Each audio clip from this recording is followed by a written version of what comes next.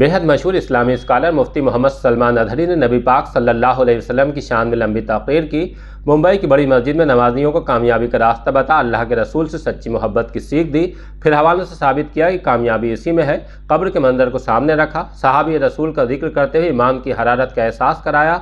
इमाम अहमद रजा खान फाजिल बरेलवी आला हजरत के लिखे सलाम की एक एक लाइन पढ़ते गए, मतलब समझाते गए। बीच में अल्लामा इकबाल का हवाला भी दिया। किस तरह नमाजी मुफ्ती सलमान अदहरी की लंबी तकरीर के दौरान बंधे रहे, मुलाहिजा फरमाइए।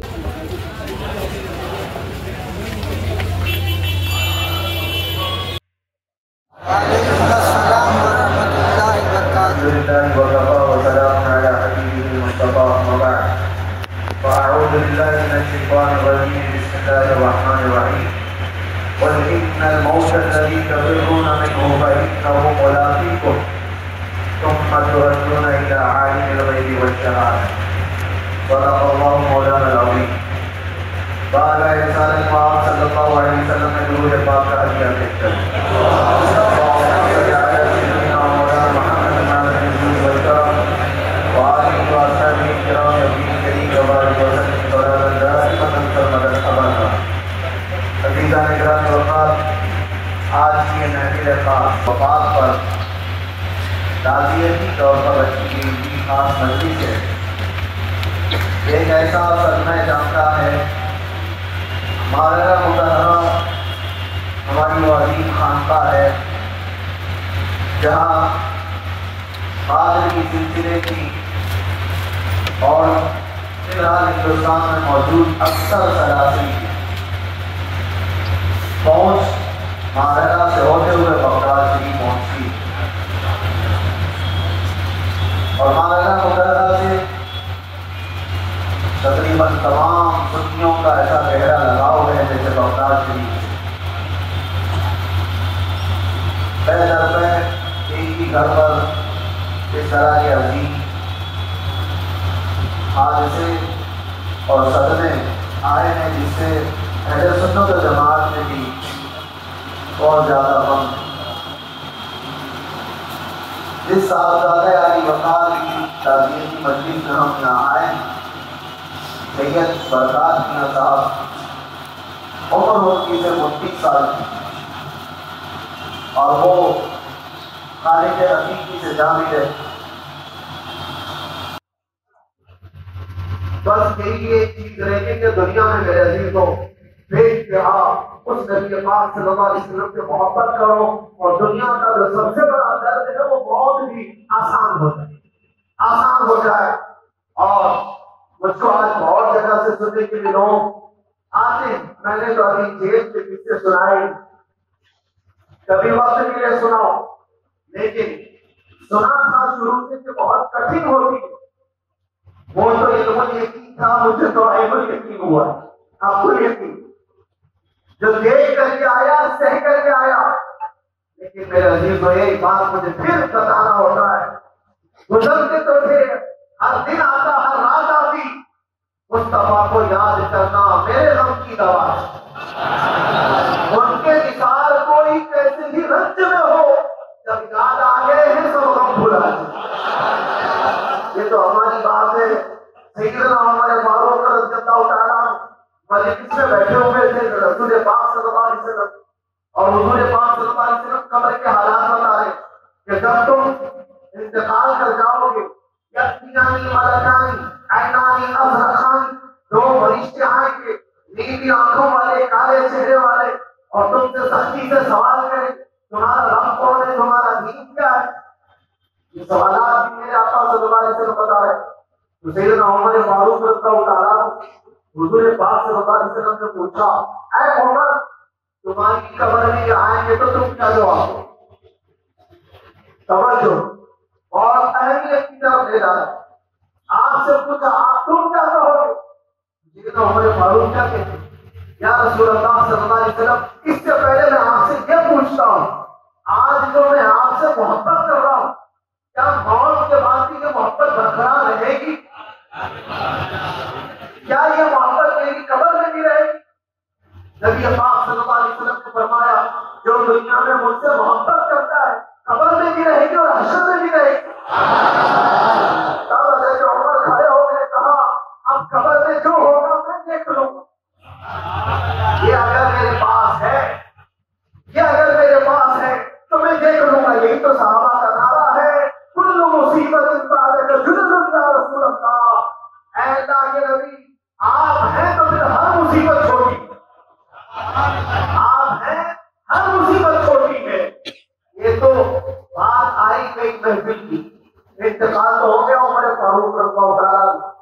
आपके साहबजादे हजरत अब्दुल्ला बिन उमर वो बयान करते, एक दिन मैंने एक रात ख्वाब में अपने बाप को देखा, अमीरुल मोमिनीन को देखा, और मुझे बात याद की मजलिस की। मैंने पूछा, बाबा जान आपने रसूलुल्लाह सल्लल्लाहु अलैहि वसल्लम की महफिल में कहा था कि वो फरिश्ते आएंगे तो मैं देख लूंगा, आपके साथ क्या हुआ? आपके साथ क्या हुआ? हज़रत उमर ने खातून को बताया, बेटा हाँ, हमारे जाने के बाद भी, कब्र में पहुंचने के बाद भी सवालात के लिए फरिश्ते आए, कहा उठा करके बताओ तुम्हारा रब कौन है? तो मैंने उनसे कहा, पहले तुम बताओ तुम्हारा रब कौन है? ये हिम्मत की जरूरत किसकी हो सकती? और गुलाम मुस्तफा ही, जिसको अपने मोहब्बत पर और अपने इश्क पर कामिल भरोसा हो, क्योंकि उसके पास कायनात की सबसे बड़ी दौलत है। तुझसे तुझी को मांग कर मांग ली सारी कायनात। जब ये बात सल्लल्लाहु अलैहि वसल्लम की मोहब्बत जिसके पास है, फिर वो ना कैसर और किसरा से घबराते हैं, ना समंदरों की लहरों से, ना पहाड़ों की बुलंदियों। उनके सामने कोई चीज नहीं है। इसीलिए इकबाल ने कहा था कि जिसको हुजूर पाक सल्लल्लाहु अलैहि वसल्लम की मोहब्बत का, उस लज्जत का चस्का मिलता है तो फिर दुनिया उसके सामने हेज, कोई चीज नहीं उसके सामने। तो पूछा आपके व्यक्ति से, उन्होंने क्या कहा? मैंने उनसे पूछा तो एक फरिश्ते ने दूसरे से कहा कि खल्लू सभी कहा, छोड़ दो इसका रास्ता, ये तो रसूलुल्लाह का साथी है, छोड़ दो।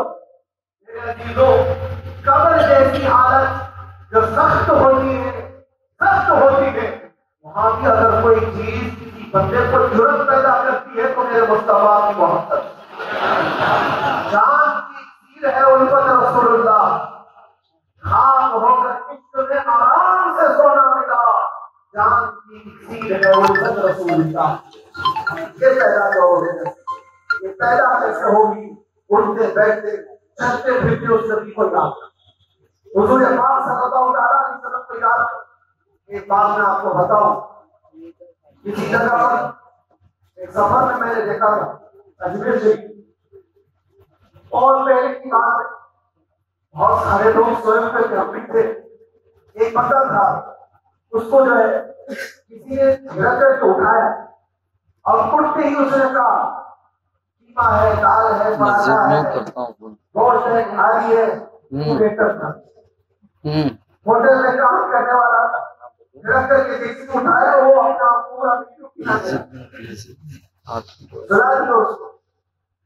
आज वो बात याद आती, दिन भर जो बातें रखता रहता है, यही नीचे उठाओ वही बकता रहता है। कसरत से अपने नबी को याद करता रहे, जिस वक्त मुनकर नबी उठाएंगे वो यही कहेगा, अब तो कायनात से यूं उठूं है फरिश्तों, बस के पहुंचा हूं यहाँ इस दिल रुबा या किसी भी तरीके से दे, लेकिन मौत वही सबसे लास्ट मकाम है। और वो मौत उन कुफार मुशरिकीन के लिए काला घर होगा जिनका ईमान नहीं, लेकिन मोमिन के लिए मौत के बाद उजाला उजाला उजाला ही। इसलिए कि जब मोमिन सालेह का इंतकाल होता है, आपको पता है हमारे बुजुर्गों से किसी ने पूछा था, अब ये तो सुन्नियों में मौत, बाकी का बता नहीं, जब हमारा कोई इंतकाल कर जाता है उसके लिए देखो कैसी सजावटें होने लगता है, बिल्कुल नया कफन, ये तो सब कुछ किया जाता है, लेकिन हमारे अजीज को देखते ही पाक साफ कफन, उस पर खुशबू भी लगाए, फिर उस पर उसकी तैयारी, गुस्ल के बाद फिर फूल भी, हमारे जनाजे में भी फूल है, कब्रों पर भी फूल है, अतर सुरमा सब कुछ लगा दिया गया जैसे दूल्हा को संवारा जाता है। बुजुर्गों से पूछा गया, मरे हुए आदमी को इतना क्यों तैयार किया जा रहा है? अब तो उसको मट्टी में रखना ही है, कब्र में रखना ही है, इसको क्यों इतना सजाया जा रहा है? बुजुर्गों ने फरमाया, बेटा आज वो अपने नबी को देखने जा रहा है, शबे गोर भी उसी गुल से मुलाकात की रात।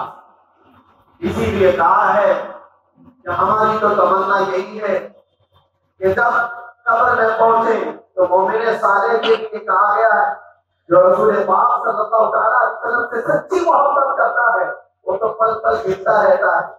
कब वो रात आएगी जब मेरी जिंदगी तमाम हो जाए और मेरे नबी के कदमों में पहुंच जाऊं। और यही आशिक रसूल ने कहा भी है, कब्र में जाने के बाद फरिश्ते अगर उठा करके सवाल पूछने लगे तो मैं जवाब दे दूं, अब तो पाए नाज से फरिश्तों क्यों उठूं, अब तो पाए नाज से ऐ फरिश्तों क्यों उठूं, मर के पहुंचा हूं यहाँ इस दिलरुबा के वास्ते। मुझे नबी पाक सल्लल्लाहु अलैहि वसल्लम की ज़ियारत के माना बड़ा है। फिर आया जब ये तमाम चीजें तुम्हारे ज़हन दिमाग में हो तो फिर मौत का खौफ नहीं आए, मौत का डर नहीं आए, जाना तो सबको है। इसीलिए शुरू में ही मैंने कहा मौत उसकी जिसका करे जमाना अफसोस, यूं तो कहा आए सभी मरेंगे। इमाम आजम अबू हनीफा रहमतुल्लाह तआला के मुताबिक मंसूब बात आपसे पूछा किसी शख्स ने सुना मौत अलग अलग आती है, काफिरों की, गुनहगारों की बड़ी दर्दनाक और मोमिनों की जो मुस्तफा करीम सल्लल्लाहु अलैहि वसल्लम जो मोहब्बत करने वाले उनकी मौत कहा बिल्कुल का ये कैसे साबित है, कहा कुरान के मैं तुम्हें बताऊं कहा कि कैसे मैं समझूं, कहा जाओ सूरह यूसुफ पढ़ो, सूरह यूसुफ पढ़ो तो समझ में आए। वो बता गया सूरह यूसुफ पूरा पढ़ा, मौत का तो नहीं जिक्र नहीं, वो आया और कहा मौत का इसमें कुछ है, फिर से पढ़ो, फिर पढ़ा होगा इसमें ये कहीं नहीं कहा गया है कि इनकी मौत ऐसे आती है उनकी मौत ऐसे आती है। आपने पूछा क्या पढ़ा, कहा उसमें तो यूसुफ और जुलैखा का किस्सा, कहा बताओ तो सही पूरा वाकया कैसे, कहा कुरान में अल्लाह ने फरमाया यूसुफ अलैहिस्सलाम के मुताबिक उसके भाइयों ने जो जो किया उसके बाद मेन वाकया यूसुफ और जुलैखा का, जुलैखा आपकी मोहब्बत में फिदा थी। जब शहर की औरतों ने उसको ताना दिया तो जुलैखा ने क्या किया, एक बड़े से हाल में सारी औरतों को दावत दिया, शहर की रईस औरतों को, और यूसुफ अलैहिस्सलाम को सजा सवाल करके लाई, औरतों से कहा सबके हाथों में एक लींबू और छुरी लेकर, कहा जब मैं कहूं तो ये लींबू काट देना। तो सबने हाँ कहा। यूसुफ अलैहिस्सलाम कमरे में दाखिल हो रहे थे तो जुलैखा ने कहा सब अपने अपने हाथों से ये छुरी से ये लींबू काट। यूसुफ अलैहिस्सलाम को देखती रह गई और पहली मर्तबा देखा इस झलक को, और फिर उनके हाथों से लींबू गिर गया, उंगलियां कट गई, कहा बशर, ये बशर नहीं हो सकता, हादा इल्ला मलकुन करीम, ये तो फरिश्ता हो सकता है। उंगलियां उनकी कट गई, औरत की उंगली कट जाए वो आवेदा ना हो, अरे वो तो शिकरी और खबरों से भागने वाली औरत, चार उंगलियां कट जाए और पता न चले, औरत साथ है छोटे से जख्म से वावेदा करती है और चार उंगलियां कट जाए पता न चले। इसीलिए कहा गया वो औरतों ने काटा नहीं था, कट गई। काटना और है, कटना और। काटना जानबूझ करके होता है, कटना बेइख्तियारी में होता है। उनकी उंगलियां कट गई, तेज चाकू निकल गई, बाद में उनको पता चला हमारी उंगलियां कट गई। इमाम ने पूछा कि औरतों की चार उंगलियां कट गई वजह क्या थी, कहा वो यूसुफ का हुस्न देखने में मसरूफ, यूसुफ अलैहिस्सलाम का जमाल देखने में मसरूफ थी। तो इमाम आजम ने कहा यही तो मैं कहता हूं, जब एक बंदे साले मोमिन साले आशिक रसूल का इंतकाल का वक्त करीब आता है उसके सिराने ताजदार मदीना तशरीफ नबी सल्लल्लाहु अलैहि वसल्लम को देखने में मसरूफ होता है और वहां उंगलियां कट सकती है हुस्न यूसुफ पे, इधर जान निकल जाए तो भी पता ना चले, रूह निकल जाए पता ना चले। अल्लाह करे हम सब की मौत ऐसी वे उनको देख के फिर मौत क्या है। इसीलिए मेरे अजीजों मुफ्ती आजम की वो दुआ याद करो, दुआ है कुछ ऐसा कर दे मेरे किरदार आंखों में हमेशा नक्श रहे रोए यार आंखों में, उन्हें ना देखा तो किस काम की है आंखें कि देखने की है सारी बहार